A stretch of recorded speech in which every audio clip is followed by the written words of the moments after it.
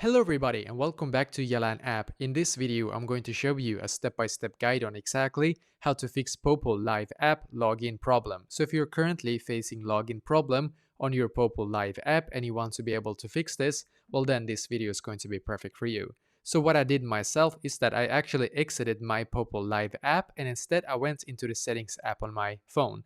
So now on your settings app, what you're going to do in here is to just simply scroll down and then you're going to click on general. So click on general, and as you can see, you should now be taken to this page, which is perfect. So now on this page, scroll down a little bit and then click on storage in here. And then just simply wait for this page to completely load. It's probably going to take you a couple of seconds to load this page. Now scroll up in here and click on the search like bar up top, as you can see. So just click on it. In here, we're just going to search for Poppo, as you can see, and just click on it. Then click on offload app, and once again, click on offload app in here. Click on reinstall the app and just simply wait for the app to completely update to its latest version. And by the way, once again, I did this myself and it actually was able to fix this issue for me, so I hope that this will be able to fix it for you as well.